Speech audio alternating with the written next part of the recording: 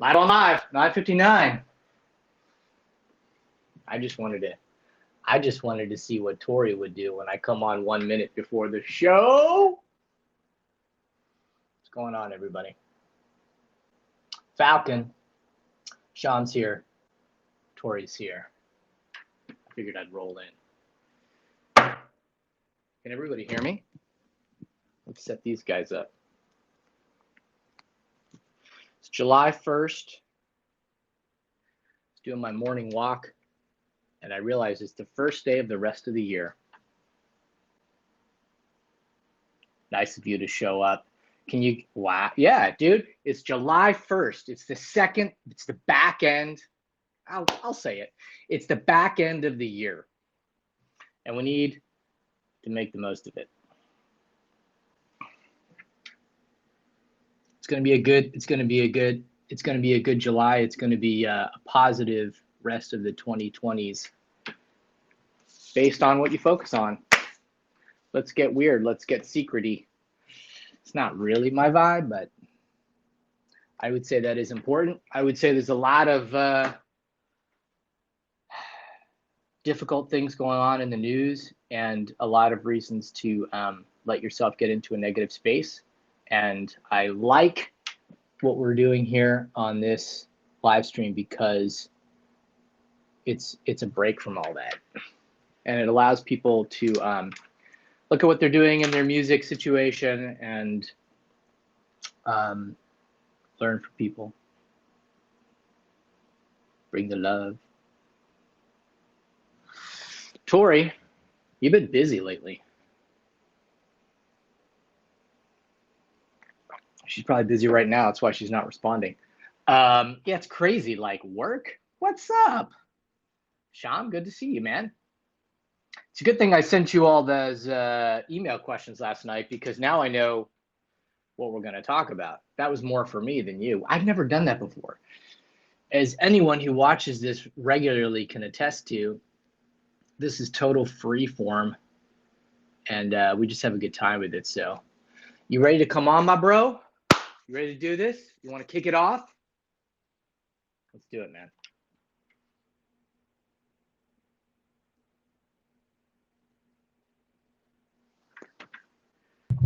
Hello. Hisham. Good morning. Good morning to you, sir. How are you? I feel like we have the nice balance in the universe. You have your hat on forward. I have my hat on backward. I like it. Synergy. So I feel like it's sort of a balancing yin yang sort of thing. All good. Whereabouts are you? You got your coffee? Indeed. What'd you say? Sorry. Whereabouts are you? Are you in California somewhere? LA. Oh, word. Yeah. Me too. You're in SF? I'm in LA. I'm in Highland Park. Oh, okay. I think you grew up in SF and sort of like those were your stomping grounds for a while. Yep. Bay Area native. Been in LA for going on 6 years. Very nice. So, do you travel outside of the COVID bullshit? I'm gonna say hard no. Like, but normally for what you're doing, because you wear a lot of hats, and we'll definitely get into that. But like, do you find yourself traveling a lot, or even pre-COVID, where you sort of like, fuck it, I'm just gonna do this like through virtual stuff? Both. Yeah. I mean, part of what I do is that digital nomad life. So that's just, I have to get out at least once a month. Pre-COVID, that was my thing, at least once a month somewhere. But yeah, naturally, I mean, I'm out and about. Just before COVID, actually, no, as COVID was going down, dude. Yeah, I was in Palestine as COVID was going down. I was out there, and there was a pretty big scare when I was out there too. It was pretty wild. But yeah, I mean, it was that part of my whole second part of the travel career of going to different countries and helping artists out locally was just kicking off, and then it all went to shit. What's up, T? Good to see you again. There's a lot of reasons to go visit Palestine. Why were you drawn to that area at that time? The story behind that, I'll be very brief about it. I'm Palestinian, but I'm American born. And I was the only one in my family who is American born. So I always felt this, connection to what's going on over there, but always just a little naturally just distant. I mean, I went to Catholic schools. I don't even have many Middle Eastern friends. So I just kind of felt this like, I feel like I'm kind of letting go of my culture a little bit. I want to do something, but I can't find an appropriate bridge without being like overly political, you know? Right. And then I saw a documentary about what's going on in Palestine in terms of this Palestine Music Expo, where they bring Western artists and business professionals and they just give tools to artists in the area out there who are so, you know, limited in so many ways. And I felt like I need to be part of this somehow. I just reached out to them cold, like, hey, I'm a Palestinian American. Like, I'm happy to help out in any kind of way that I can. And it turns out one of the founders is Los Angeles based. One of the benefits of being in a key city like LA, by the way. For sure. And we had a quick conversation. He saw what I'm doing with ArtistPro, and it happened really fast. Like, we want to get you out there. I mean, they've got funding from a local arts institute over there. And they flew me out, and I was able to put 2 days of workshops on and also learn what it's like to be a Palestinian living in the occupied territories as an artist, but also what it's like being Palestinian in Israel when the scene is a lot more flourishing, as you might imagine, but also being like, you know, a second-class citizen as an artist there. It was very interesting. Right. That's amazing. I didn't even know they had, it sounds like they have a pretty decent size kind of music event or a conference that they do every year. Proper. Yeah, it was a PBS documentary. Like, it's a legit like festival, you know. It was really, really cool. And people have gotten booking agency deals out of it, record deals out of it. Brian Eno was there last time before I was there. Like, it's, you know, it's legit. Super legit. That's amazing. It's kind of cool that that's almost like, and Tori knows that I love analogies, but I feel like that's a very sort of cool analogy for in listening to and reading a little bit about your approach and your understanding of how you kind of understand how connections can be made, how you can help people, how you build and bridge communities and move into a creative space. You know, it's like, I feel like you guys, you know, being able to have a connection with a community is an important thing. And you being able to sort of do that and reach out cold, I think is something that most people in the music space are a little bit intimidated by. So let's talk a little bit about your background and kind of like, you know, you and I have a kind of a similar DNA and history. I mean, we have sort of one foot in the music, playing music, creating music, and then one foot in sort of business and marketing and biz dev and strategy and positioning and all that kind of stuff. So tell, for people that are on this and are getting to know you for the first time, give us a little bit of a backstory on like your sort of DNA from those two worlds. Yeah, and I have a feeling they are going to be very relatable. By the way, where are you from, quickly? I'm originally from DC, which is a very cosmopolitan area because of the diplomacy aspect. However, when I moved out to LA to go to school here and have lived here ever since, I realized how, you know, LA in terms of diversity is 100 times more diverse in reality than DC, even though all of those communities are represented, but they're so small in number and they're kind of like, you have to go find them. So I love living in LA. But gotcha. I'm originally from the DC area. Gotcha. Okay. Well, I wanted to kind of parlay that in terms of being products of our environment, you know, which since you, so how many years have you been here, just real quickly, in terms of college? Like 20. Okay. Yeah. So definitely a product of your environment in that regard. Yeah. I mean, the backstory behind that is basically that I was, you know, a product of good circumstance. I was born into the Bay Area, like, which especially at the time I was coming of age was the heart of the tech scene and the music tech scene especially. I wanted to be a musician since I was a kid. I mean, all of us can relate to this. You see your favorite rock stars, you're like, I want to do that. And I wanted to do that. You know, I was playing drums in bands and I was like, I'm good at this, but I suck at math. I think I want to be a rock star. Right. Again, that was like the 12-year-old, you know, version of me there. But I never really let go of that, frankly. That just matured. And then my definition of rock star obviously definitely matured throughout the years. But the long story short of that is that I was in college at UC Irvine only because I was a UC and I just went there because I went to a college prep high school and you had to do that. But I was just playing in bands the whole time. So I moved back to San Francisco to save my parents some tuition money, but also to really dive deep in being, at the time, I just wanted to be a session drummer, play for different bands and just eventually find a band and do the whole band thing. But I didn't want to be ignorant because I knew there was a whole side of the business side of music that was so important. I had the awareness then, like I should probably know something about that. So I took some music business classes while I was in college. And that's where I met my mentor, Gian Fierro, who taught me music industry career planning. It's where I met my first boss, Mike Feedback, when I was interning for DJ Shadow. So at the time, I was given an opportunity just to work in the industry. And at the time, I was like, I just want to be in that industry. It feels so elusive. So an internship for DJ Shadow, one of my favorite artists. Fuck yeah, I don't care what I'm doing. Manage MySpace pages, you say? Sure, why not? It was my only in, and I did it. And then I was just one of those hungry types. Like, let me prove to you how bad I want to be in this industry. So I will go way above and beyond at this internship and kill it. And that led to a recommendation to write for Hypebot.com, which at the time, right place, right time. Just saying, hey, there's the SF Music Tech Summit. We need someone in SF to write about it. And they asked Mike, do you know anyone who could do it? Like, yeah, that intern I had was pretty good. And all of a sudden, the industry that I thought I wanted to be a part of, dude, like this whole like rock star thing, I went to my first SF Music Tech Summit. And I sat there like, oh shit, this is the music industry. Technology is moving. What year was that? That was 2010. That was a while ago. And I was literally tasked with like going to these conferences. Not just that one, but many other Bandwidth, at South by, all these other conferences. And I'm still in college, by the way.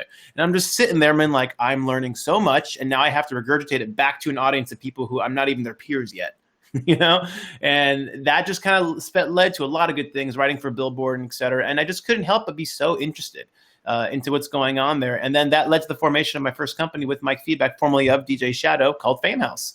And again, at the time, I was just like, I just want to play the drums, but I'll work in the industry for a little bit and I'll learn how these things go, but I'm always going to apply it to my own thing. And as you might imagine, that just stretched long, especially as I met guys like Richie Houghton, where I started touring the world with those guys, living in Ibiza, doing the rock star thing that the kid in me wanted to do. I mean, I got the express shuttle. I missed the whole, shitty van and motels, went straight to the private jets and buses and world traveling, but not as me, the artist, just supporting another artist. But I lived that lifestyle that I was kind of after, and I kind of got it out of my system really quickly, frankly. And then there was other just fun, exciting things that I was doing that I just naturally had an aptitude for, and then music naturally fell by the wayside. I kept doing it as a hobby, but only in the last year and a half, frankly, that I kind of wake up and be like, hold on, one giant part of the plan we've neglected. It's this stuff. That I never stopped doing. So I've kind of brought that full circle now. But that's the background. I was just the right place at the right time. I wanted to get in the industry, build relationships, but I found out I was kind of good at doing marketing. It's awesome. And I feel like the real Rosetta Stone for a lot of people that work in the industry is that sort of balance between the business and the creative, and the sort of figuring out where that balance lies. And what I get from the stuff that you talk about a lot is that you want to own the business side as well. You want to sort of find a way to have that be a creative part of what you're doing. But you said something interesting, like, I was just interested in this stuff. Is that something that you can cultivate, or do you think that was just something that you are intrinsically interested in it when you're working with people and helping them to sort of make decisions on their business side?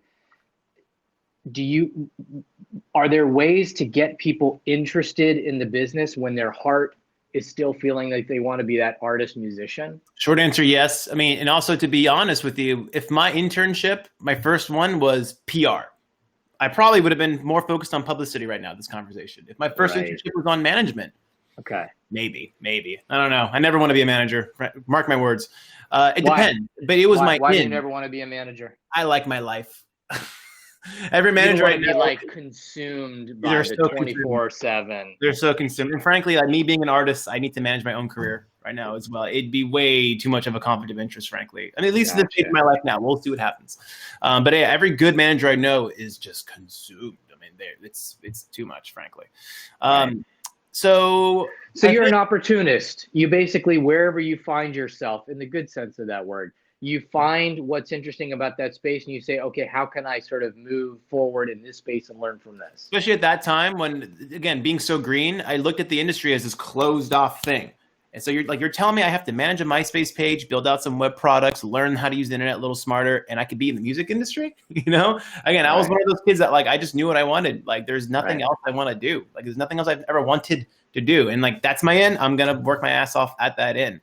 But I think to answer your question more broadly, I think, look, progress, I'm not going to say success. I'm going to push that word aside, but just progress is addicting, I think. When you start seeing like analytics like trending upward, you're like, more of that, more of that. That's a kind of dopamine kind of hit, I think. I like that. And frankly, look, I've seen a lot of success on Spotify lately. And I launched my product my artist career technically April 7th, and I'm at like 1.7 million streams as of today, something like that. And I gotta tell you, man, 95% of that is not because I'm the best producer or artist in the world. It's a lot to do with positioning, a lot to do with basic marketing strategy, and a lot to do with relationships. So yes, you could look at that cold and be like, oh, it's an overnight kind of success. But no, I've been doing this for 12 years, man. Like learning how to get to that position, you know? Yep. So that's something I want to be very clear about. I think when you have that kind of level of progression and that relationship building, you don't feel so alone and anonymous anymore. You're going to want to get more of those things, and you'll position yourself in any way to get more of it. It's amazing. Riz, thanks so much for the likes. I'm really glad you're here. I'm really glad we have a great crew of people. And I feel like I want to just take a quick peek on who's here so we can speak to a little bit about what people might find most interesting.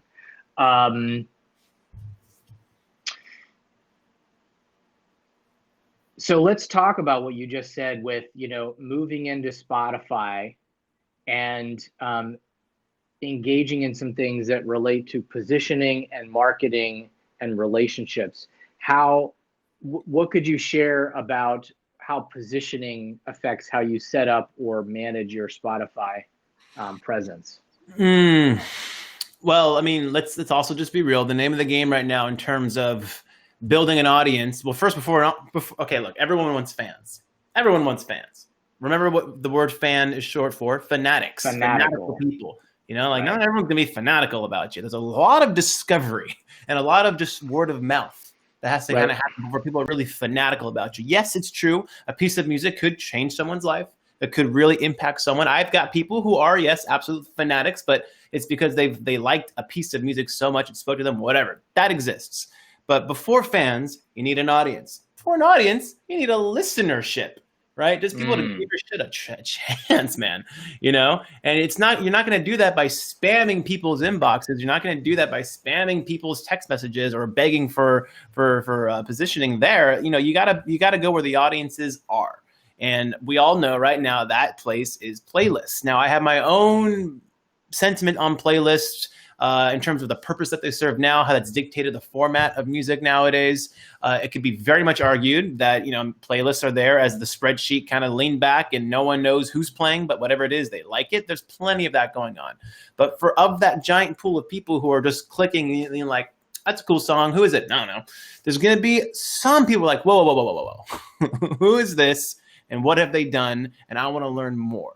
Okay, so that's going to be a very small percentage in the beginning, but you got to play the long game here. You know. So do you think it's fair to say that when you're doing the sort of the playlist modality, that even though maybe 9 out of 10 people are leaning back when your song comes on, there's that one that's going to go, damn, that's actually just what I sort of feel like listening more to, and they can go from lean back to lean forward? Or is that not really what you're trying to do when you're on a Spotify playlist? No, it's very much what I'm trying to do, frankly. Okay. And you got to have all the pathways there available. So number one, again, I'm biased. You're talking to a digital marketer here. Yep. But you got to have that digital ecosystem in place, right? So let's just kind of walk through it. Listener X is chilling. Listen to Spotify's Dreamy Vibes playlist. And sometimes I'm Listener X. I'm very much Listener X. But sometimes, you know, we're hanging out, and all of a sudden a track comes on and the opening chords, opening melodies go, ooh, that's interesting. I like this. Something happens in our brain. I can't explain it. I'm not a neuropsychologist here. But at a certain point, you're like, whoa, enough. I want it. And then at a certain point, maybe you go, dude, who is this? You click the button. You see the bio. You read a little bit about the bio. You get some emotional concepts. Number one, you need a bio. You need some photos, some good-looking photos. Be like, all right, I can relate to a person now. They're no longer a name on a spreadsheet. They're a person. There's the person. I see the person. Right. And then you see the social links. Could Spotify do a better job harnessing the fan-to-artist relationship? Oh, my God, yes. But work with what we can do. So you click the Instagram, you click the Twitter, you click Facebook, because that's the only three you're able to really link out to right now. So have presence on all three of those, and let the person engage with you at their own pace. Okay, some people, and I've experienced this, will just say, hey, man, I heard your track. Thanks so much. Good shit. Hey, thanks for listening. And, of course, they'll be like, hey, go to my website if you want more stuff or more exclusive stuff. So right there, you need a website. Okay, a place to bring them off of social media. You need a mailing list to secure those fans, those people who actually care, to stay in touch with you intimately, over the course of the long run, and of course to sell things to them eventually as well. So you need all those things in place, and you can only influence that process so much, right? And I'm talking very basic strategies. You can get even more advanced when it comes to pixel tracking on your website and remarketing those people who visited. I mean, that's another layer of that. But there are so many tools in place. But to go back to your initial question, the first thing you need is to position yourself just to be heard right now. And I think playlists have a lot to do with that. So it sounds like it's a bit of a numbers game. You're sort of in a wash of, sounds that are similar, and at least you're getting someone who's in the mood for that style of music. You talked a little bit about some of the marketing aspects of sort of follow-up. Here are the things you need to have in place for that ecosystem. I have an artistic question. Because I think a lot of people that we're talking to, and frankly, a lot of people that I've worked with over the years, it's like you want to do something that's authentic and true to what you like to do, and that is sustainable for you creatively, that you love to do, right? And at the same time, what I would imagine is if you use that playlist as kind of an analogy, you don't want to pander to the playlist, so to speak. You don't want to be like making something that's right in the pocket of all the other songs, because then that person X isn't going to lean forward because you're basically saying the same thing.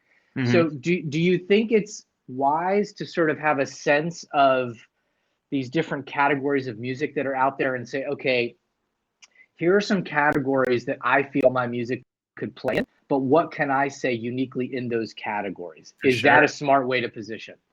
This is entirely subjective, just like art, and it comes down to your goals as well. Again, you're talking to a guy who started off pure, like, I just want to be a rock star and make the best music, who saw how the industry works, saw what success means, and in terms of being an audience and whatnot, and now who's gone back to being an artist. It's a very interesting kind of perspective here. So when it comes to your question here, again, this is just me. This is just what makes sense for me. This may not make sense for the people listening or either. Since my artist project now is relatively early, I'm still in discovery mode. And I'm absolutely playing with data right now. To give you an example, there are certain songs, I think every creator can relate to this, where you're like, this is the one, man. This is the one. Everyone's going to love this one, man. You put it out, you're like, oh. And then there's one song that you're like, I just made this in half a day, 2 takes, done, and it smashes. Okay. And I have an example of there's one song I did that was almost a cover of my own song. I did a solo piano version of that. And it's smashing right now. To this day, it was released April 28th, something like that. And it has 17,000 saves. Okay. It has like 700,000 streams. Who cares? Saves. It is by far the most saved track on my Spotify. And people hit me up the most about it. I'm currently developing sheet music for it because people are asking for sheet music. Someone yesterday, a yoga instructor with like 14,000 Instagram followers, used it in her video. I'm like, what's the name of the song? Alone Together, Panorama. It was the Panorama version. And I'm trying to figure out like, what is going on here? Why this one? And I think I'm starting to kind of figure it out. It starts with something that grabs your attention. Playlisting right away. This melody that's do-do-do-do-do-do-do, and it has the space and people go, uh-huh. Immediately kind of hooks you in. I didn't make the song for playlisting per se, but I did keep things in mind in terms of like attention span. The first 8 seconds have to hook you in somehow. And it ends on this format where it's like, I kind of want to hear it again. So in a way, and by the way, listen to any pop song nowadays on these playlists, they don't always end in these resolution ways. They don't make it, it's not very satisfying. They end in ways where you're like, oh, I got to play it again. I got to play it again. And you think they do that deliberately, or you absolutely? There's a great podcast. I will look it up quickly now that talked about this. In fact, I can actually link to you guys to listen to this at some point. The episode Switched on Pop is the name of the podcast. Sure. Yeah. I think it was like a year ago. They talked about how playlists are changing the way pop music is written. How like the hooks are like the opening like statements now, and how the songs are purposely like 2 minutes and 9 seconds. So you play it again to work the algorithm. So to answer your question, it's up to you. Number one, yes, you can still make an album if you want, and 7-minute songs that are drawn out, etc. You can totally do that. But for me, the way I'm looking at it personally is that kind of creative freedom, this is going to be controversial, I think, is a privilege. And I'm not going to quite do that yet. I'm going to work the system that's going to get me the most exposure, play within the boundaries a little bit of what people's expectations are from a consumer level, but still do my most artistic thing within those. And as I build an audience that has more time for me, frankly, then I will ask for more of their time. But for now, I'm just asking to introduce myself to everybody. So I'm going to be very brief and to the point. What I hear you saying, if I kind of zoom up 30,000 feet, is there's patterns that happen. There's patterns that happen in songwriting. There's patterns that happen in these algorithms. There's patterns that happen in listeners' behavior. And you're aware enough of these that probably some of them are either subconscious now or just barely like a part of your creative process to where they inform some of those choices, but they don't dictate those choices. Sure. And then you kind of press on some and you use some others and you create something that is that plays well with those patterns, but says something that you feel good about and that is new for people that like the kind of music you do.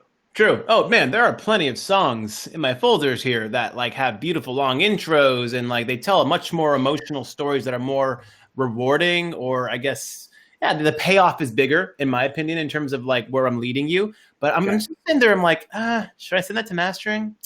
Nah. Okay, so let me ask you about that, because again, that's super cool. Let's say you've got a process, and it may not be an official process that happens the same way every time, but let's say that everybody on here that's creating music in some way is creating some things that fit way outside of the lane of whatever it is they're supposed to be doing. And occasionally they come up with things that are a little closer to that lane. Do you, like there's this great book, The War of Art, that really talks about the discipline of, this is not play. This is art is a discipline and it's a craft and it's something that sometimes just you have to do even though you're not in the mood for it. Are there ways that you've created a kind of a flow or some way to sort of almost hack your own creativity where you have enough of these things that fit in the lane enough that you can start to move a career forward without being too far outside of it or too far inside of it? It's so interesting. Oh man, because like, look, as creators, I mean, we hope, especially when they're just born, we love our own shit. We're like, I've gotten this far. I think a part of it is because it's like, hey, I was able to do that. I did that. That's me. Because you're growing, so of course you think it's excellent. I think for me, time, stepping away from something and not getting too emotionally attached to it is really helpful. I think also having trusted sources for objective feedback, not just your girlfriend or your boyfriend or your parents, but people are like, all right, good effort, good effort. It's very, very important to kind of keep you grounded in that regard. But it comes down to, again, your approach to it. So I have songs that I like, but I haven't put out because I'm sitting there and being like, I got either figure this one out as a puzzle. Like, how can I make it more engaging and interesting in the opening minutes, seconds, and have it kind of have that feel that I want? Or do I just got to scrap it and move on? So I guess it just, again, it depends on your approach, I think, frankly. But look, ultimately, as the creator, you need to be satisfied. I'm not saying run this as purely a numbers game. This is an artistic, line of work, frankly. But at the same time, you got to be a realist in terms of like how to actually approach it. So a couple things I just wanted to, Rizieri, the name of the book is called The War of Art, which is a play on a title called The Art of War by Sun Tzu, which is another topic altogether. It's also an interesting book in its own right, but it's called The War of Art by James Pressfield. Is that right? Stephen Pressfield. Stephen Pressfield. It's an unusual book. I think a lot of artists have used it over the years. Do you feel like you dedicate certain time for the inside the lane work and certain time to just sort of like be a little more free with it? Question. I think I always start free. I have a couple, depends, right? If I'm just making something, I'll open these up and we'll just play. I think that's one thing. I mean, look, I'm not a producer first. I'm a musician first. And I learned to produce just to lay my shit down. So I'm still very much a player in that kind of regard. So first and foremost, just play. I'm interested with instruments, sounds, etc. Play, okay? Get an idea and then let it run free. And then at least part of my process, all right, let's bring it back a little bit now. How do we kind of format this to say something that's either exactly the same or similar, but in a more consumable, digestible kind of way? That's just if I'm walking in here cold, right? Other times, whether it's a label hitting me up for something, an artist asking me to rework something, remix something, then I have stricter parameters. And I'm here almost like this becomes more of an office than a playroom. I try to keep it as a playroom as much as possible, because like as a kid, I had like instruments in my bedroom all the time. Then I would just play. and I kind of want to maintain that. But sometimes, man, no, I'm in here like it's an office, and especially Yeah, if you I'm have doing work, especially you have sort of a problem to solve in a way. Someone's coming to you and saying, "Yo, we need to do this. We need to, change this, or we're looking for something in these sort of lanes. Can you do that for us?" Yeah, it's actually more of a linear process, I guess you could say. So we're at the half-hour mark. I just wanted to for people who are popping in, a couple things. First off, please fire away on any questions you guys have for Hisham. I would say that you could definitely, I would believe, be able to talk a lot about digital marketing, about setting up ecosystems, about understanding how your artistic career can be built strategically, but also kind of faithful to your own artistic inclinations. Hisham has a program that is available. You can talk about that a little bit, but he has a very thoughtful, artist-friendly approach to kind of monetizing and being successful in the music space. So if you guys have questions, this is definitely an opportunity for you to get some high-level advice from someone who's seen a lot of different sides of the industry. And thank you guys for being on here. This is, this is essentially for you guys. What's up, Annie? Good to see you again. So Rizieri had a question, I think, about, you just mentioned that you're watching, Riz, some videos online about kind of like how to market your music, how to develop your career. What's going on, Annie? Did you have a specific question? How to target millennials? Are you trying to sort of target a younger audience? Is that kind of what you're looking to do a little more? One question I have, okay, cool. So what would you say? So just to add a little context, Rizieri is from Santiago, Chile. Artist, has some production background, but probably most of the time he's kind of wearing the I'm an artist, performer, vocalist, songwriter hat. How would you, and I think all of your material, is in Spanish. So do you have any thoughts on ways that he might be able to either open up and playlist and kind of, crack open more of that younger audience, and sort of just ways to sort of maybe find out how to open those doors in that younger demographic? Yeah, I mean, look, when it comes to just basic marketing, there's always you just start do TikTok. Okay, yeah, no. Look, order of operations here. Okay, so you start with objectives before any marketing is done. Ask yourself, time out. What are the goals? And sometimes I even have to ask people like, okay, why those goals? Are those the right goals? So when I hear like, I want a younger demo. I mean, Riz, you're very active in the chat here. If you can just quickly jot down like why the younger demo. I need more context. It can't just be like, yeah, go on TikTok and call it a day. I need more context. And and this brings me up to a bigger point. Like, so many people ask me marketing questions, and I think a lot of people look for these one-size-fits-all quick answers. But dude, there's just not. There really isn't. That's why my program ArtistPro so right now, to give more context, and one of the reasons why I started ArtistPro, first and foremost, is that I was a massive beneficiary from academic, I guess an academic format of education when it came to this, not just in terms of the material, okay, but those relationships, the community that I found from being in a classroom kind of setting. And oftentimes it wasn't really my classmates too much, it was the professors themselves, because I was learning from adjuncts, people who currently work in the industry, who frankly just told me mostly about their day, as opposed to the material. I was learning directly from the source, which I found invaluable. So I wanted to be part of that because I just love that environment. So I think I built up enough of an experience point about a couple of years ago where I started teaching at a school here in Burbank called Icon Collective, a very, very well-known school in the electronic music world that it's fantastic. When I came in there, I was teaching their curriculum. And at a certain point, they looked to me to start rewriting the curriculum from a more marketing-based approach. And then halfway through, I was like, wait a minute. This isn't Icon. This is me. And I couldn't talk about certain things, especially at length, because we had to stick to the Icon format. But my personal philosophy is like, man, next to Ableton or Pro Tools or sound design, like the next thing you need to be really good at is marketing, especially online marketing, because people are going to find you online right now more than like, the show down the street, frankly. So my philosophy is like, be a badass in marketing and be a badass in music. And like, a lot of good things are going to happen, frankly. So the program has a marketing bias naturally, but also it's not a one size fits all. It's not something quick and easy. It's 3 months. Initially, it was a 3-month long program taught in real time by me, having real engaging conversations. I think 3 months is a good amount of time to rewire the brain to be like, you mean I got to do business stuff, to like, oh, I mean, it hasn't have to be so black and white. Like, it can be part of the creative process. You know what I mean? It's part of that. So you can't just like learn something overnight. So I really believe in that kind of, almost like that group mentorship kind of thing.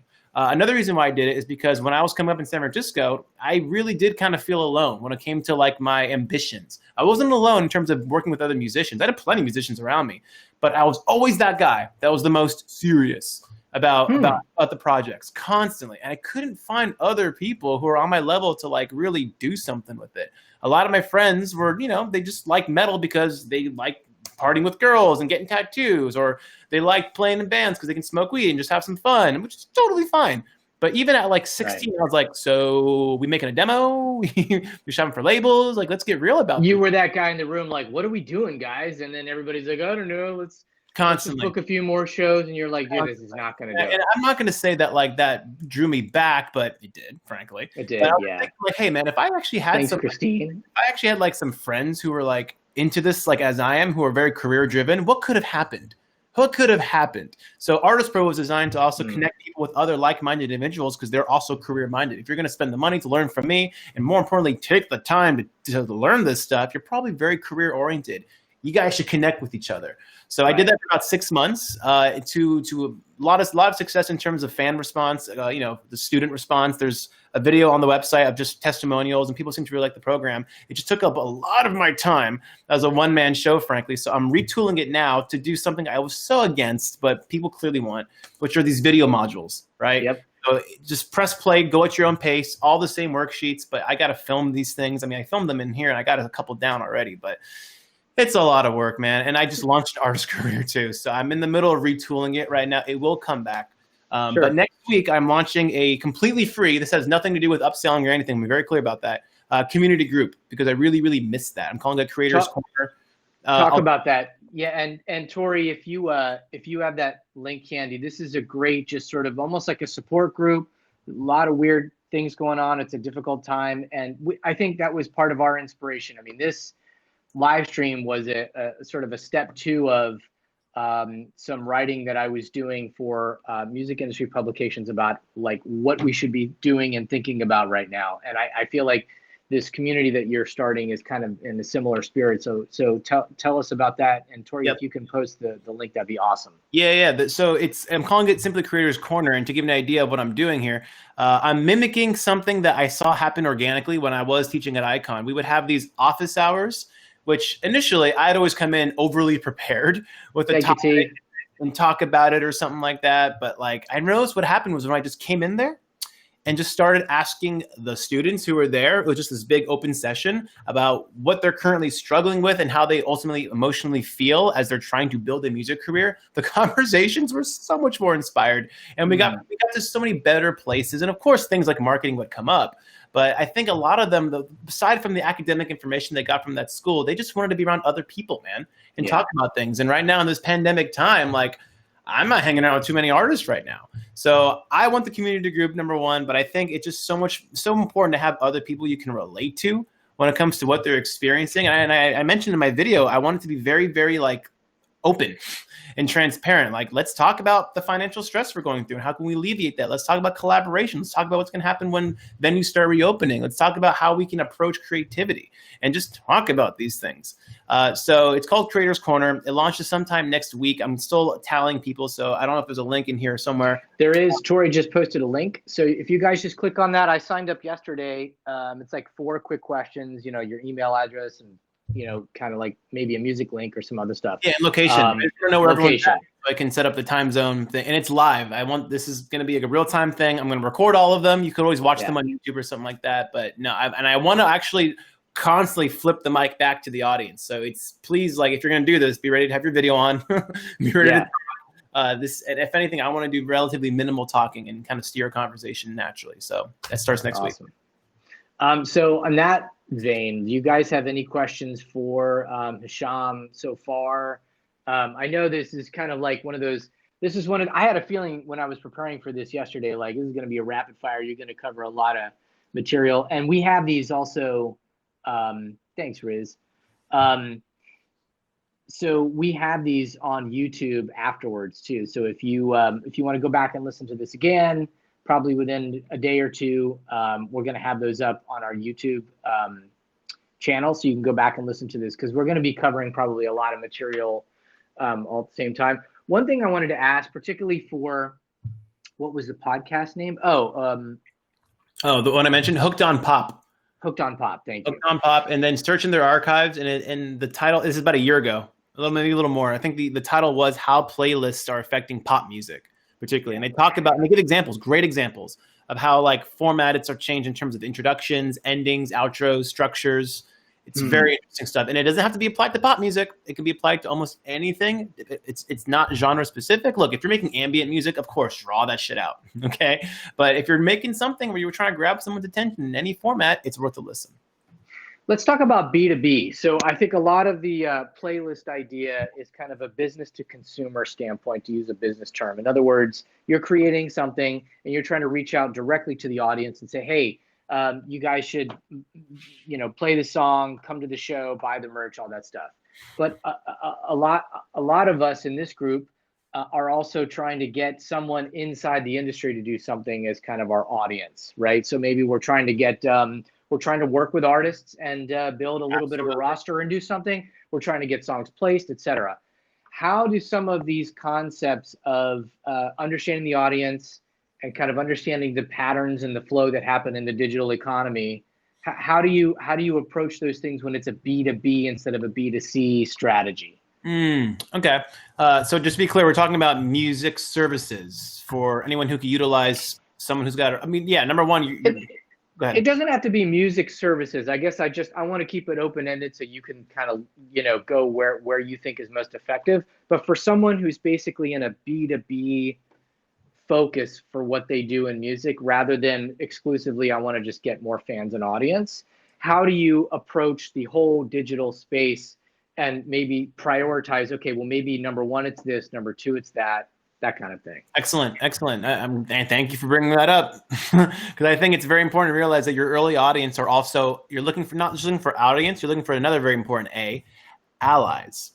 Looking for allies. That could also be other artists, but also industry professionals of any kind. Because the ultimate look in the beginning, early stages, ultimately you're looking for positioning. It just takes that right opportunity. Not saying someone hears a song and they're going to sign you or something like that, but enough of those good small wins that ultimately positions you. And to give you an example of how this is even being balanced now, and even that, just to kind of keep it back on that playlist side of it, that's still a B2B thing. Okay, you cannot deny, and I know this firsthand, there are record label A&Rs who their A&R is just going to Spotify playlists and be like, who's this? Who's this? Who's this? Who's this? How'd they get on here? Who's this? Who's this? I've been hit up by labels for that very same thing. Most of them not reputable. But I'm telling you right now, if you get on a Spotify playlist, like an editorial one, and you get hit up by a label, and they're an Instagram account, and you look at the terms, and it's a 10 or 20-year deal, true story, 80-20 them, not legit. But there are other people who've contacted me saying, hey, I heard this song, would love to use it in this commercial, would love to use it in this film, because they're hearing things on, that's part of, the A&R side of it there.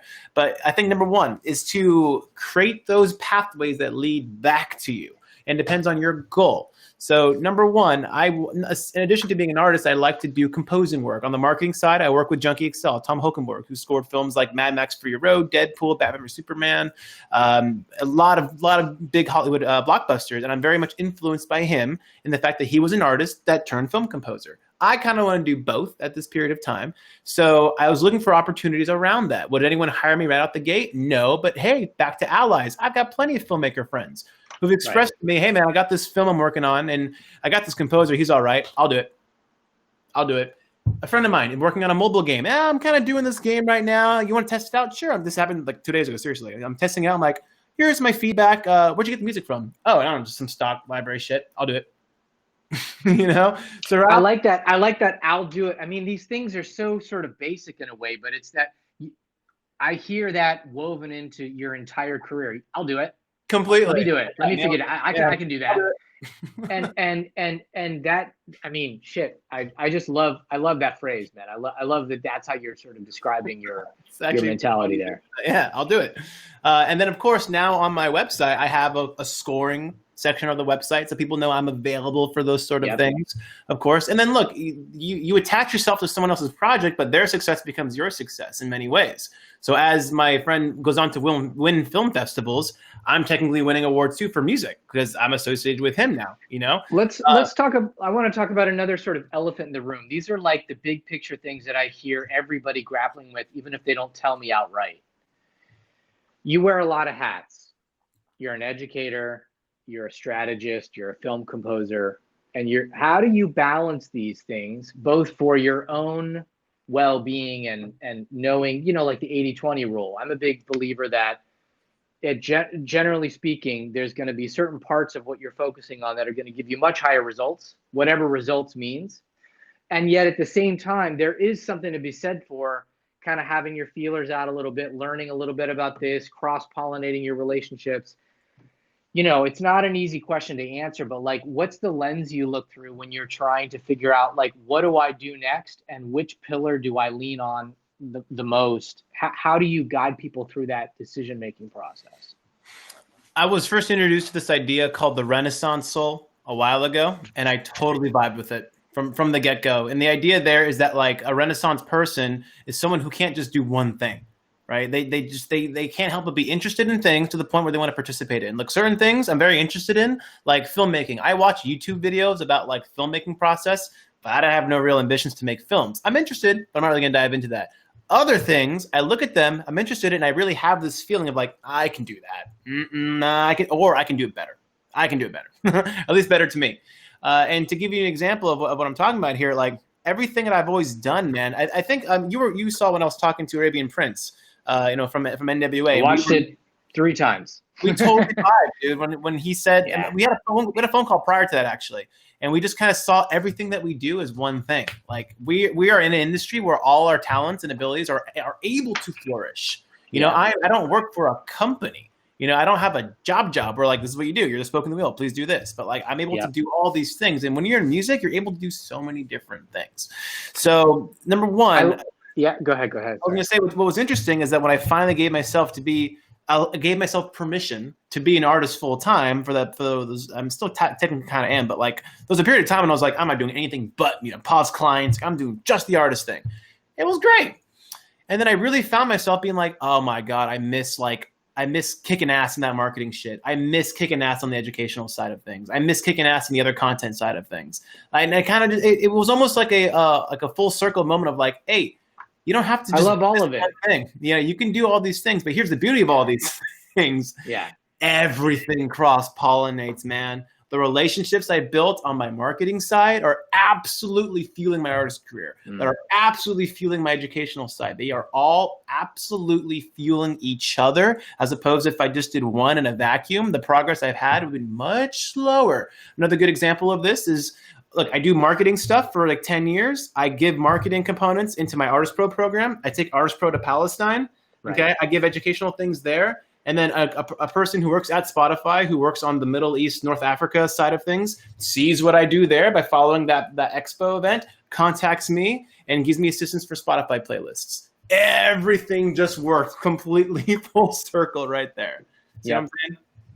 So the question I have, though, in regards to that is like you and me and Arabian Prince and dozens of other people that I know in the industry all operate like you just described. But I also wonder if that's part of our personalities, that I've always been like that. I always loved, reading about some nerdy thing and also jamming with my friends and also, so for someone that's trying to do that and execute against that, how do you not feel like you're pulled in 1,000 different directions and don't know like what your name is? Like what's the difficult side of what you're describing? Because I think it's true, and I think that having the ability to cross-pollinate these things is amazing, and it's really where the opportunities can like multiply really fast for the right rhythm and cadence and personality. But what about that other side of it where it's like I feel like I'm in 1,000 different places and I don't know which way's up? How do you avoid that? Great question. Okay. I got to this point through a lot of experimentation. Okay. I did a lot of what, looking back on it now, will be trial and error, right? Doing things that like I got an opportunity, but wasn't the right one. Didn't work out. You know, I think the key to this, if you're going to be involved in many things, number one, I think you have to have an aptitude for all of those, whether it's an internal knack, you just have an understanding about it, you research for fun anyway, something, right? You have some sort of knack for it, okay? For me, I think the knack was I'm really interested in like consumer behavior and just the way people think. I've always had a background in writing. My only like advanced and AP classes in school, I wasn't the best student, but I was always like straight A's in writing classes. Okay, so copywriting was naturally a thing. I have a very like knack for just visual storytelling, so content creation, you know, so that's a very obvious thing there. I was literally like bred in terms of public speaking by my mentor Gian, so education was a natural one there. Okay, I also came from a background of educators, which just makes sense there. And of course, I can speak the language of music to a creative person from a technical standpoint and just musically. So the things I eventually found myself to, number one, I had a knack for all of them, but they all fed into each other. If I learn marketing for a big artist, I can learn marketing for me. If I can publicly speak to students, I can publicly speak at conferences, which therefore boost my marketing stuff and my educational stuff. See, they all kind of work together. Now, is another way of saying fed into each other, I can use them in multiple arenas? Completely. They're transferable amongst all three. There is an underlining thread, or at least several underlying threads between all of them somehow.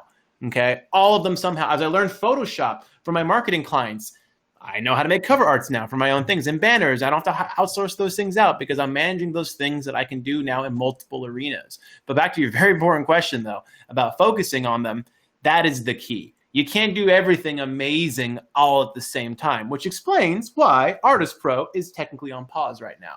Because I need to literally, but this still proves my point, though, because when I started ArtistPro, I was the mostly hobbyist musician who had ambitions, but was much more professional on the marketing side of it. So listen to me because I've done this for other people. Listen to me because I've experienced doing this for other people. Now I'm like, all right, ArtistPro, you got to stop for a minute. It's too much time, too time consuming. I need to be an artist now.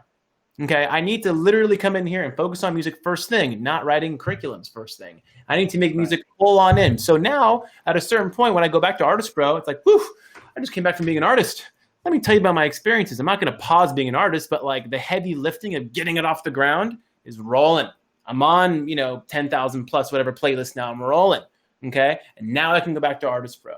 So for me, it was you gotta make time for certain ones. My marketing never stops because that's my bread and butter. So would you say that one of the ways that makes this work is, I'm deriving a couple things, and you can say if this actually applies or if it's just my idea. But one is maybe you push hard in a particular area for a minute and build some chops up. Maybe it takes you a few weeks, maybe it takes you a few months. Yeah. But pour enough into it that you actually have something to show for it in terms of skill level in that area.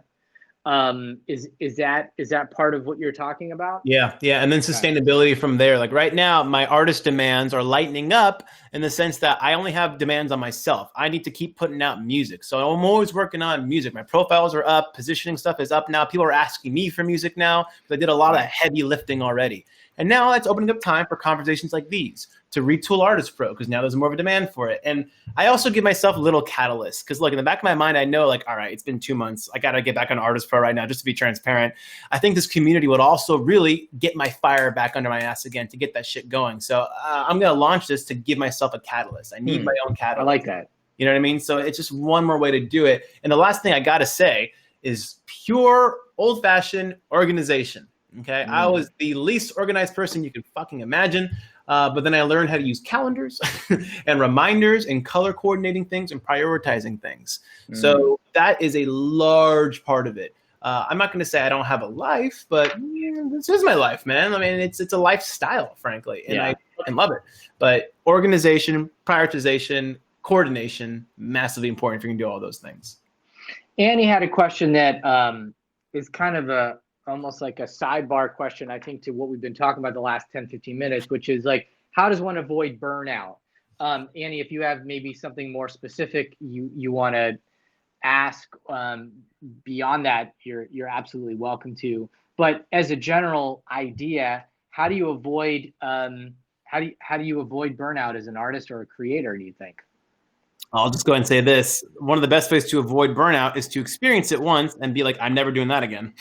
Because I experienced that once. One time I was massively burnt out, driven purely for financial reasons. I was getting paid very well to kill myself, frankly. And then at a certain point, you're like, hey, it's just not worth it, man. Like, these people are not worth working for. And then this client work is just not worth it. I got to step back. That compound with personal stress, creative stress. Yeah, I mean, I literally reached what you would call a breaking point. So from that experience, having been burnt out before, I think one of the ways to avoid it is to know when to walk away. It's just to know when to put the pencil down and when to just step back and not force it, I think. So there are all kinds of burnouts, right? So a creative burnout, of course, I mean, once you start falling out of love with the process, you know you're at a dangerous point. Okay, I think you should always go beyond your comfort zone, right, to push yourself and whatnot. And yes, according to Pressfield, even when you don't want to be in here, you got to be in here. But at a certain point, you got to get the fuck out. Okay, I think sometimes it's okay to step away, to walk back and have a new perspective. And then the only thing I'll add to that is focus on something else. You know, I think I was burnt out from ArtistPro a little bit, technically, right? Like I had this creative urge of like, I need to make music, man. ArtistPro is on pause. I'm retooling, which I still am, but I'm focusing on music. And then I'm not burnt out from music, but I know like that side of me is still itching, man. All right, ArtistPro's coming back. So here's what I hear you saying. I hear you saying, number one, know when to say no. Fuck yeah, I'm at the hard way. And that's fucking hard. Like, I mean, that's for creative people, your mind says yes more often than the average person. And so for you to say no to something, I think is especially hard. And then the other thing I hear you saying is listen to yourself. I don't know another way to put it. Yeah, no, that's how you put it. Pay attention to where you're at and take a moment to be like, I'm really feeling blank. And that might be because of blank, and fucking own it. And then take a step back and say, okay, do I want to feel this way in a month? Oh, yeah. Yeah, straight up. I mean, look, with burnout comes uninterest, I think. Naturally, you're going to be like, I fucking hate this. Which is a weird feeling for people like us that are interested in 1,000 things. When you're not interested, that should be a clue, right? Mm-hmm. Yeah, and certain things make you push through it, whether it's financial, again, like you have to do it, or you're getting paid enough to put up with it. You know, but other times, like you're doing things, and if you're just, again, it's so cliche now, but man, it's worth repeating. Like if you're not in love with the process, something is wrong, drastically wrong. Yeah. You know? Now, again, I feel like I've been a devil's advocate about 20 times in this conversation, but I would also say on the flip side of that coin is that, have you ever read Mastery? No. Who's that by? Robert Greene. I would love to hear your thoughts on that book. It's one of my favorite books in the whole world, and I think you'll love it, and I think you'll have 1,000 insights on that. I've actually thought about doing like a reading group on this thing and having juicy books like that. But that said, part of the premise of that book, and it's a long book, very well researched, and part of the thesis is like, look, anything that you're going to learn to do well, you're going to have to do for a while. And there's going to be moments in that process that you're just not really necessarily loving that process. Yeah, it's not fun. You don't have to be in love with the process every fucking minute. The point is that on some higher level, you're in love with where you're moving to, and you're invested in that general process. But day to day, you may need to do things that you really fucking hate to do. But overall, you feel like you're called. It's a vocation.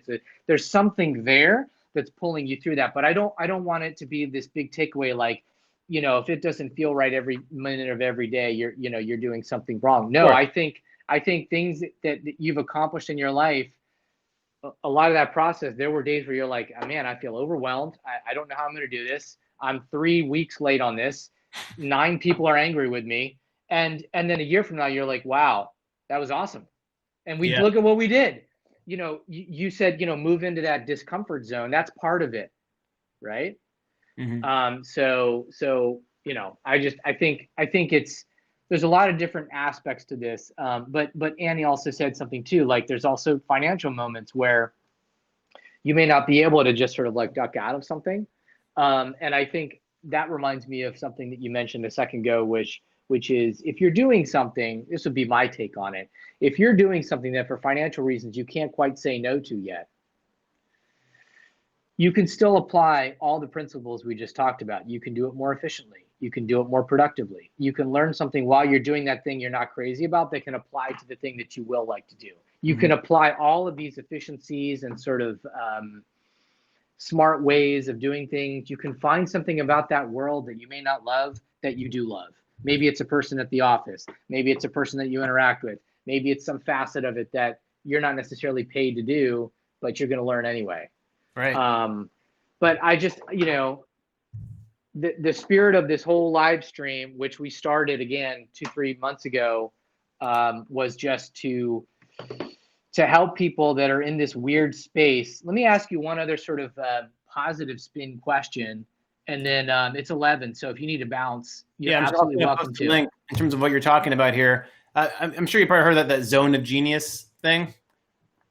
I don't know if I have. I just put a link. It's got these 4 quadrants. Like you have a zone of excellence, a zone of incompetence, a zone of competence, and then the zone of genius, right? Basically the things that like you're good at, bring you success, but they don't make you fucking love it. Then things that you just don't do well. And there are things that like you can do, but someone else can do them better. And then there's this thing that you can uniquely do, only you can do, right?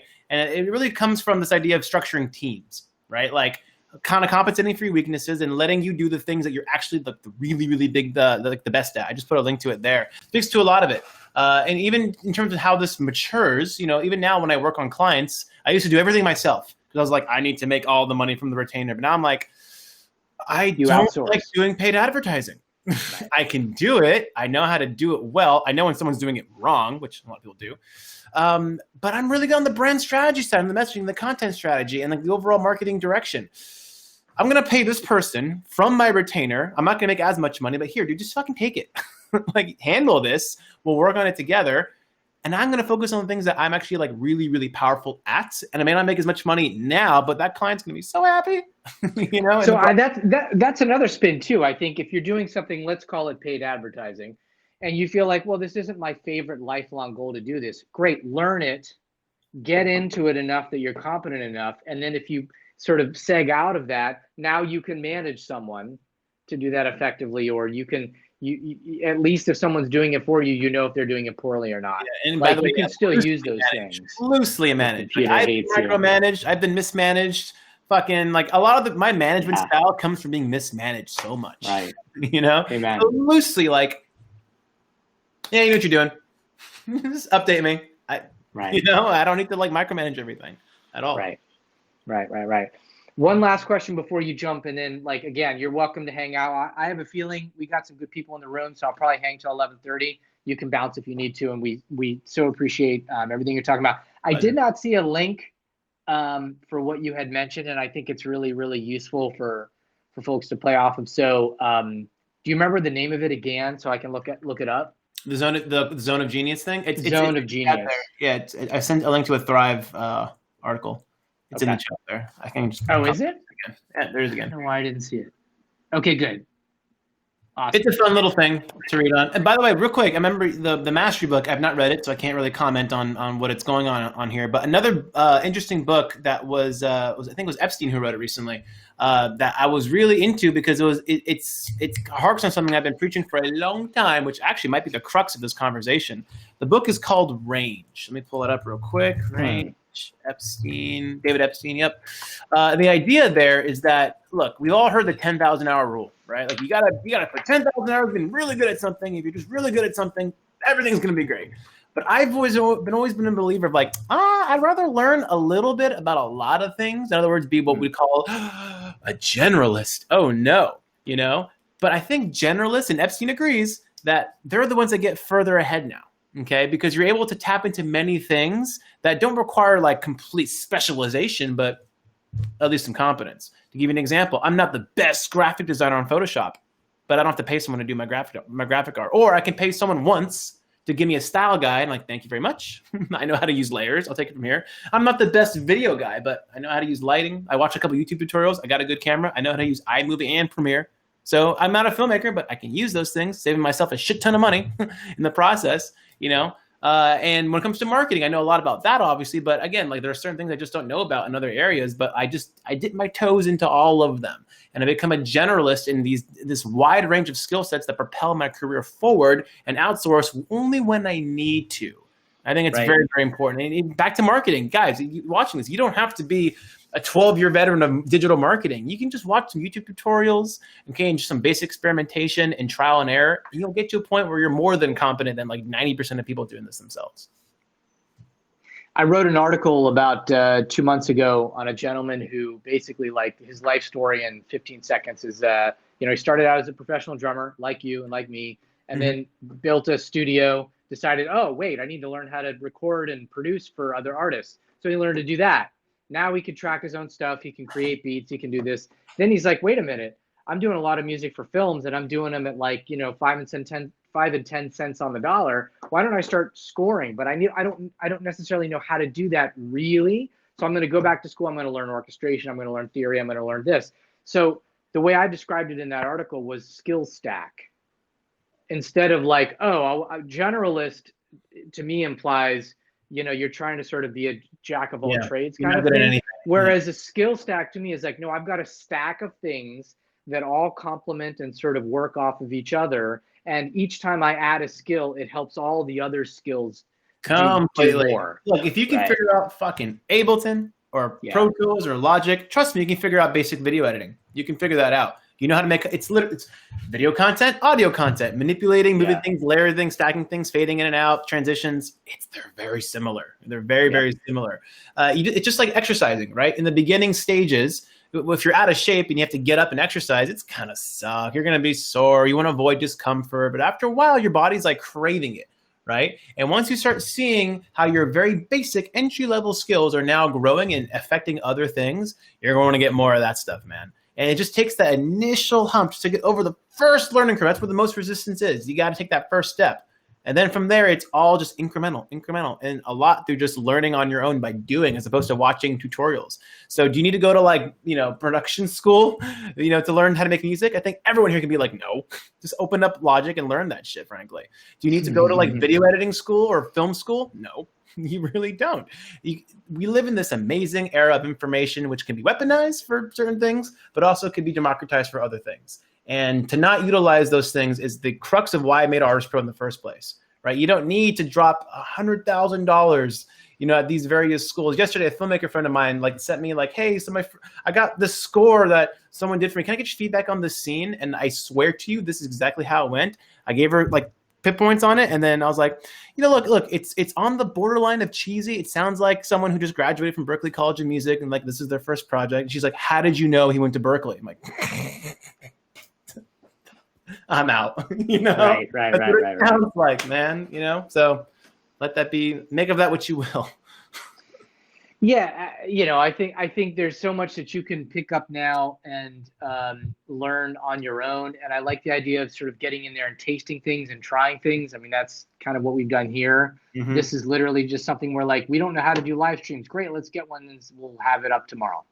And that's just kind of how we've done it. And I believe very much in that. So thank you very much for your time, bro. My pleasure, of course. You know, it's not just the knowledge and the expertise and the perspective, it's your positivity and the fact that you're bringing a lot of heart to what you're doing and a lot of thoughtfulness to what you're doing. And I think that resonates a lot with what we're trying to do. So thanks very much. You guys were a great audience. I'm sorry I wasn't as good as I would have wanted to be about, like, kind of staying on track with some of the things you guys were talking about. I just felt like I wanted to get you know, the conversation with Hisham sort of locked in and flowing. But yeah, no worries. If you guys are interested in that Creative Corner group, there's the link to join it. And yeah, it starts at some point next week. I don't know which day, but there is a section there to put your email. So I will email you a link to the classes, or not so the meetings beforehand. It's a meetup. It's a meetup. So again, thanks very much. You guys, we posted the links for Hisham. If you just Google Hisham Dahud. You'll find all sorts of stuff that he's up to. So very easy guy to find. For sure. And we got Arabian Prince in about a week, man. We sort of just did a Let's Do Lunch 2.0, man. That guy's a wealth of knowledge. Yeah, enjoy that. I'm super stoked, and you did a great job with that interview, man. You crushed it. So thanks, dude. Appreciate it. Thanks again for everything. Have a wonderful rest of your week. Of course. Thanks we'll again, definitely guys. be in touch, man. If there's anything I can help you with, let me know. Oh, appreciate it. For sure. We'll be talking soon then. Okay. See ya. Peace.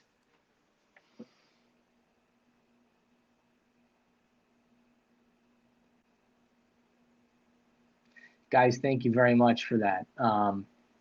That was super fun, and I feel like that was kind of a whirlwind of shit. So we have some really great people on here right now, and I just want to kind of open things up. What did you guys get out of that? Let me know. Like, okay, there's one thing I got out of that conversation. That's the kind of conversation I like, because it's like I'm literally going to have to go back and watch that again, and I was the one talking. So I love people like that kind of like cover a lot of ground all at the same time. Hopefully you guys got a little something from it. If there are other pieces to this that you think would be useful to explore, let's do it right now, man. We got some good people in the room. Right on, dude. I love that. T, you're such a good dude, man. And you just need to keep doing what you're doing. I know I said the same thing to 7,000 Apart last week, but like, I think there's something to that. I think when you're doing what you know you're supposed to be doing and you like doing it, just keep doing it, and be open and smart enough to say, okay, like, how can I improve this every day, every week? Can I do a little better? Can I get a little feedback? But like, just keep doing what you're doing. You're lucky you have a family member there that kind of like can guide you through that process. But like, I'm not letting people off the hook here. If you're 7,000 Apart and you're not moving forward in your career, you fucked up. Like, you're too talented to not be moving forward in one way or another. T, same thing. Like, we're going to have you on in a month or whatever, and you're going to be doing some raps, and, you know, it should sound like you've been writing every day. Right? So keep working on your stuff. Riz, I want to bring your musical review on soon. I think we're sort of booked out for like almost a month. I think it's like the end of July. We have folks coming in already booked up, but I definitely want to bring you in. I think that song that you have is a really it's the best thing that I've ever heard you do, and I'm really excited to get it out and where it needs to go. And I think the ideas that he talked about today, you should look into. You should look into what playlists does this belong on, and you don't need to hear any more about that. Just go on to Spotify or go on to playlists and find places that you think your music fits on there, and do the research now, because that song's really close, and there's very little that's going to keep that song from becoming popular, at least from a musical arrangement perspective. It's, don't sit on that song, bro. Ugona, good to see you, dude. You want to hop on for a second? You're welcome to. Annie, thank you very much for chiming in. Do you feel like your passion / interest / whatever is in the marketing piece? I remember from a while back you were kind of asking about that. Is that sort of where your heart is at? Is that just something you're curious about? Like, what, if you didn't have to do whatever you're doing for financial reasons, what would you be doing? That's cool, man. Jay Falcon, bro, you want to pop on for a second? Let us know what's going on, Papa. He's like, bro, I'm like, that guy's probably scoring 3 films right now, and he's got 2 clients. He's got one on the phone and one on hold. Jay Falcon, dude, I hope you got something good out of this. There's some heavies on this today, man. We got some good people on here as usual. Who else, man? Who else has questions? If not, I'll just ramble and think about some of the things that we were sort of unpacking today. For sure. Art and video editing. Lama said she's also good at that editing and photoshopping. I'm always trying to learn things that can make me better. Art and video editing. For sure. You're welcome to pop on if you want, Annie. You're one of our like most loyal compatriots in this little group. Actually, one of the things that I was you went to school for it. You went to school for film, but those jobs never came around. For sure. Well, look, I mean, I'll share a story with you that may or may not be relevant, but it's a story and it's true. About 2 months ago, one of my best friends connected me. You're terrible at networking. I disagree. You're on here all the time, and you're fucking awesome at networking. I'm sorry, but I disagree with you. I think you're amazing. We love having you here, and this is, I mean, whatever the word is, this is basically networking. So just do it where it's natural for you. If you do it on You Now, or if you do it on Twitch or whatever, do it that way. You're awesome at networking, and we love having you here. Tori and I both love having you here. So I had a really good friend of mine who emailed me or reached out to me, I don't know, maybe 2-3 months ago, right when the pandemic hit. And he was like, hey, I have this girl that I'm starting to date, and she's got, she's got an interest in getting into the film industry. I think she had worked in film editing. She had some background working in an editing room and stuff like that. She had some basic chops. And I think her gig was more in like, casting, which is related, but it wasn't maybe the creative sort of payoff that she was looking for. So like my boy kind of introduced me to her, and we had a couple emails back and forth, and she's like, here's my resume, and here's what I'm looking to do. And I'd really love to be doing more. I think it was maybe acting and, editing and creating stuff, like creating the product, not casting the crew that's going to create the product. And remember, this was right when the pandemic was hitting. And so my thoughts for her, and this was, I think, even before, this was before we had this live stream. So like I eat my own dog food, which is a weird way of saying, like, when I tell people, hey, I think this is what works, I don't say that unless I do it myself. So at that same time that I'm speaking to her and giving her my 2 cents on what she could do, I was basically saying, like, look, we're in weird situation right now. A lot of people can't move forward on productions in the traditional way. A lot of stuff's on hold. If you're sending your resume to people to get hired for those traditional roles right now, no, don't expect to get any callbacks.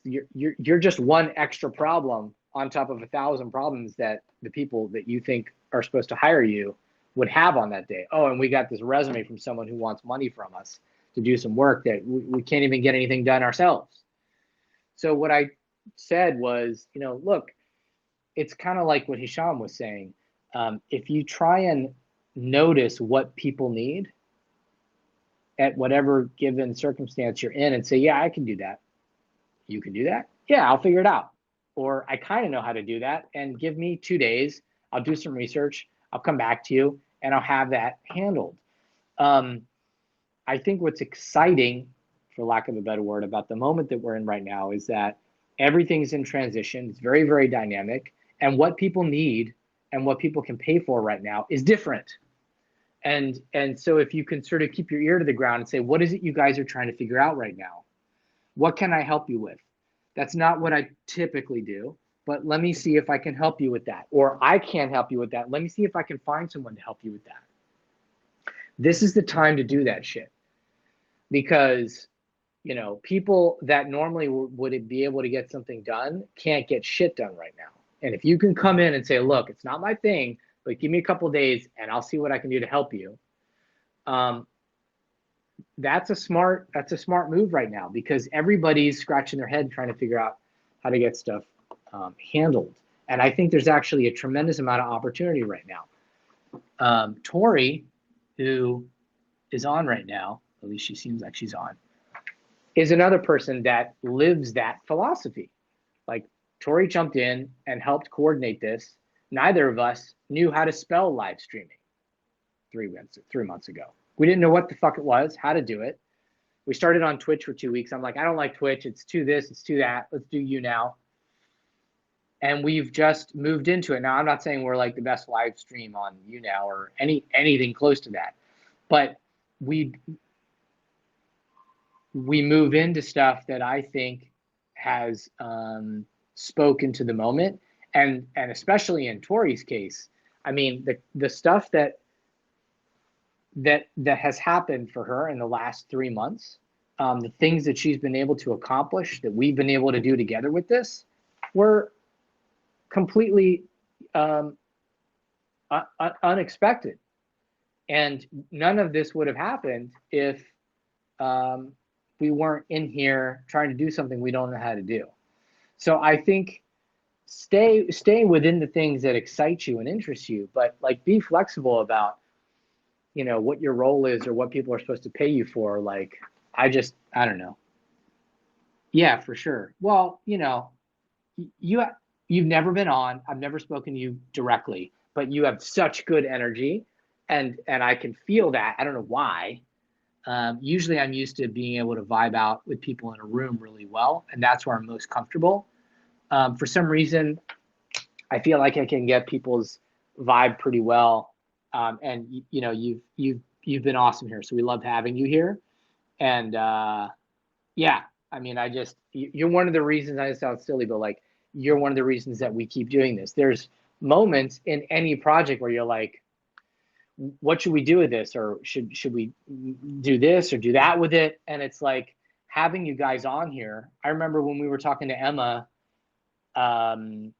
McGann and James back in the day when we first started this, and she was like talking about how at one point she had built up quite a community on YouNow, and you know, she's like, oh, should we do this or should we do that with it? Should we stay on YouNow? Blah blah blah blah blah. She's like, just the community that we have on YouNow is like too fucking badass.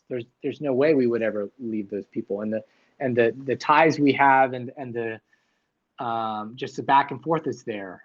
So yeah, we're super happy that you're here as well.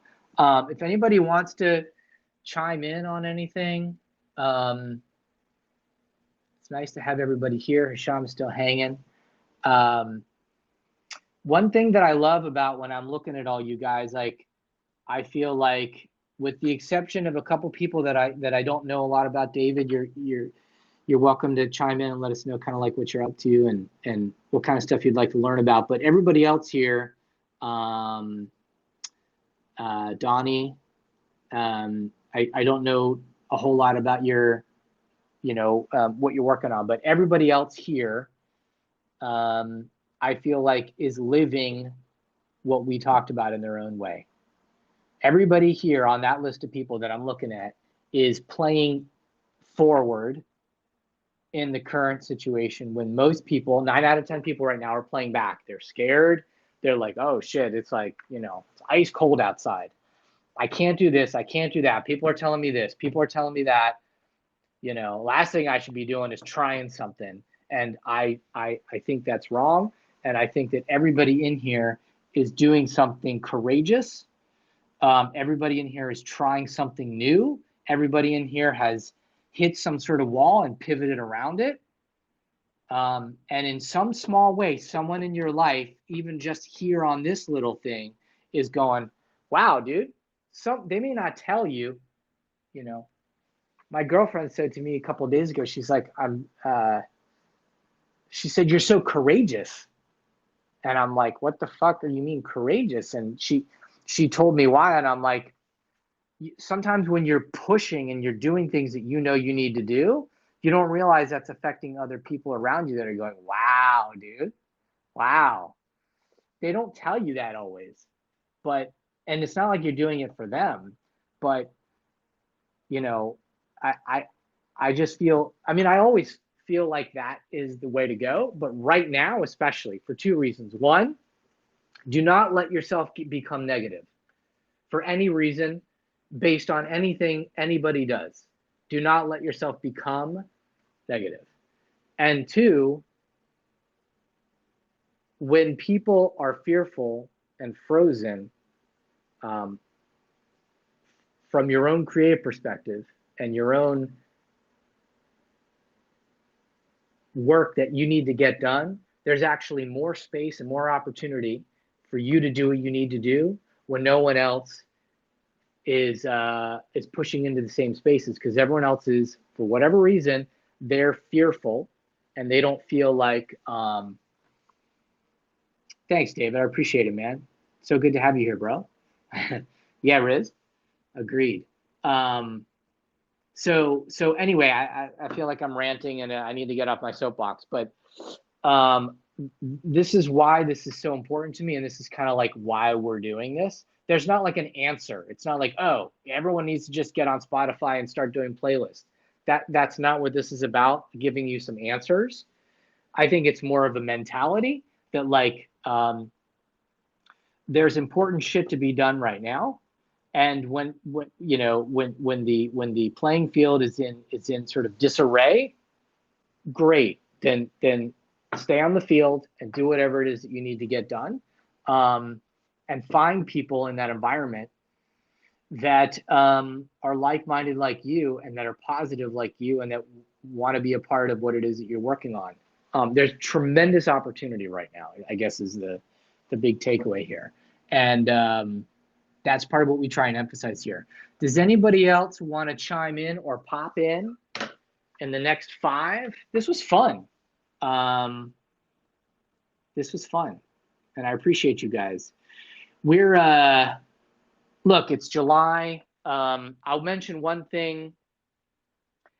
You know, I have this sort of ambivalence about promoting and letting you guys know about stuff that we're trying to do with the channel, but I feel like if I don't do that, I'm not really fully, you know, practicing what I preach. So we're on this channel, and part of the goal that Tori and I have talked about is generating enough revenue from it to be able to get a microphone. I'm using this thing right now, which I'm fine with. But if you notice, everybody that we're interviewing has a mic.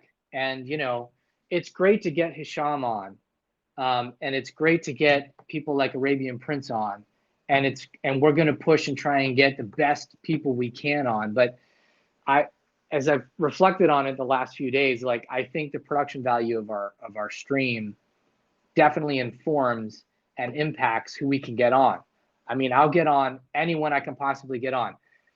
Between you, me, and the dozen people that are on this channel, there's a lot of people I could get on the phone. That doesn't mean I can necessarily make a good argument for why they should pop onto this channel for an hour and talk to us. But I will, and I'm going to continue to try and bring. People have said they wanted to get some managers on. Cool, I can get some managers on. But I feel like, you know, we have some limitations with just the technical setup.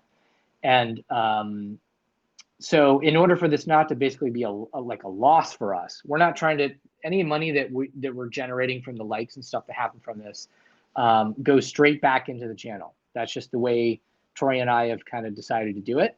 So, you know, when you give us likes, that helps generate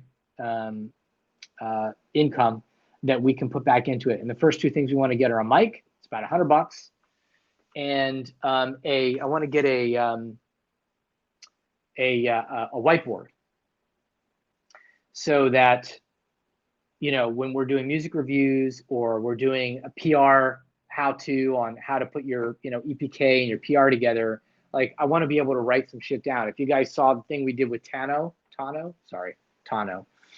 like 6 weeks ago, it was a shit show. You couldn't see what was going on. I was trying to do something with my iPhone, with my iPad and whatnot. So the only reason I said that is because I feel like I really do need to say that so that we can help improve the channel. So throughout July, what I'd like to do is kind of set a goal for us to be able to get that microphone. So if we can get that generated, great. Tori and I will probably chat, see like how we do that. We're learning just like everybody else. But that's my goal for the end of July, is that we have a nice little mic so that you guys can hear us better, but also so that we can get more people like Hisham on, and that we can get maybe multiple things happening as the technology allows us to have a production session or to have a mixing session, that the audio is better and that we have maybe loop back so that we can start to have audio running through a DAW and things like that. Like, I'm down to do it. I want it to be something that sustains itself and that improves over time. So that's my pitch. I can't believe it's July already. Yeah, we're 6 months in and we're 6 months out. So here's how I'm looking at the rest of the year. This may sound weird to the group that I guess you've got someone giving you advice on setup. Sure. I mean, I would say, what's going on, man? Good to see you again. Choo choo.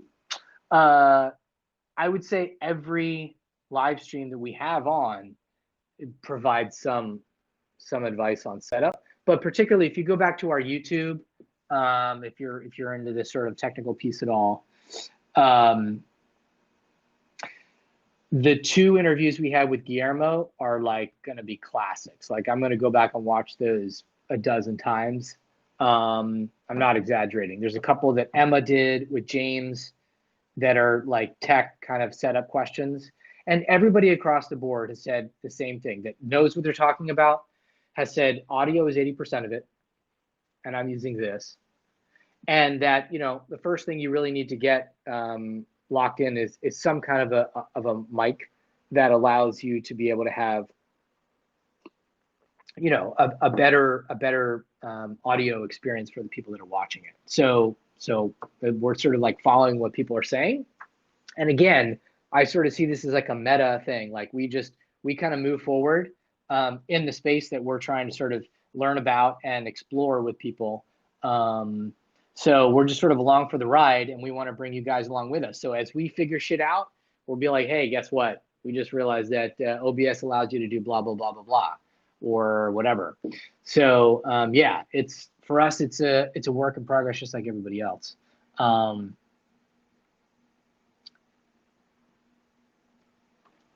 Interesting. I did not know that. Discord does not have the latency. So what some people do is they do the sound over Discord and use Discord as your sound input to OBS. You just blew my fucking mind, dude. Tori, have we heard of that before? She's not. I think she's working right now. She's busy. I didn't even know you could do that. It seems like I heard something along those lines, but we definitely haven't heard that particular way of doing it. So, oh, no fucking way. Do you want to hop on and sort of explain this shit real quick? Because I got to roll, but I appreciate the idea. We'll definitely look into it. And if that's something that you're actually kind of familiar with and can chit chat a little bit, you're welcome to pop on. You work with, or you sort of have a connection with 7,000 Apart, if my memory serves me correctly, right? Am I making that shit up? I feel like you were sort of like a big part of their sort of roll in. Yeah, it's cool. Absolutely, dude. You know how this shit works. If you know someone that's smart on that topic and you want to introduce them to us, you kind of know. Thank you so much, Annie. Love you. Like if it's someone that can actually talk legit on that topic, you're welcome to let them know about me or whatever. If you want to shoot me an email or shoot me something in Discord or whatever, I want to bring on people that want to educate and have something valuable and wise to say. Dash, that's right. Yeah. Love Dash, man. You now like system? Oh, I don't know. Yeah, it's completely. And it's a mystery in a way. The thing that I lean on in doing this for our channel is, again, I always go back to what I first learned from Emma way back. because she was my sort of first introduction to this world, and specifically to you now. And I just, what I pulled, we're just talking about sort of like how to do live streaming, and particularly we have a live streaming on music. What I pulled from her was just do something that's real for you, and do something that you know, is kind of giving something good to your community, and don't worry about the rest of it. And so I've sort of just decided to do that, and make that sort of the MO. If you guys are coming on and you're liking what you're seeing, exactly, you got to be yourself. And I think not just that. I mean, I think a lot of people can be themselves on YouNow or wherever, but I think having a sense of like,